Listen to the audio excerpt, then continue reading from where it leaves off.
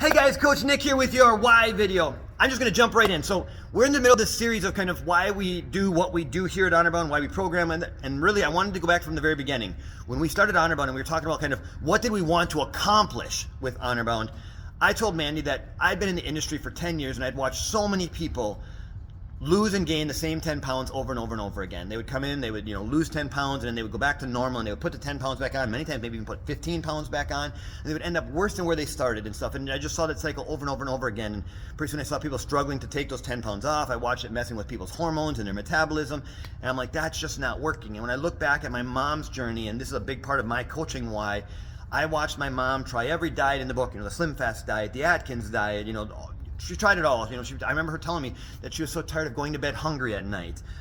She tried every workout video, right? The sweating to the oldies, Gilad, the buns of steel, the 28-minute cardio blast. She had all the little gadgets, right? The Suzanne Summers Thigh Master, and that little thing where you put your feet in with a spring to help you with your sit-ups, and that little thing that you laid in the big purple wheel thing that she did your crunches in. She tried it all, and none of it worked. And I watched her, unsuccessfully over and over and over again, where she'd get on the wagon like, I'm going to lose weight, and then, a month later, nope, it didn't work, and then try it again, and then she would get really frustrated, and it wasn't working. And when we look at the fitness industry today, I would argue that the same thing is happening, because we as a country are probably more unhealthy than we've ever been, right? Childhood obesity on the rise, morbid obesity on the rise. Matter of fact, I believe we're at the highest level of percentage of population that is overweight that our country has ever been at.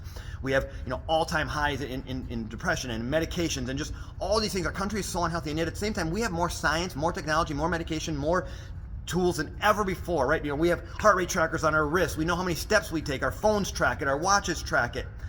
So the fitness industry isn't working, and so I told Mandy, what if we could do something a little bit different? What if we really looked at some of these problems, and what if we could find some solutions? And so while I'm not under the illusion that we're going to fix the whole world, I genuinely do believe that we can make the world better. And so Tony Robbins has this saying that he says, I dream of a world that does not yet exist.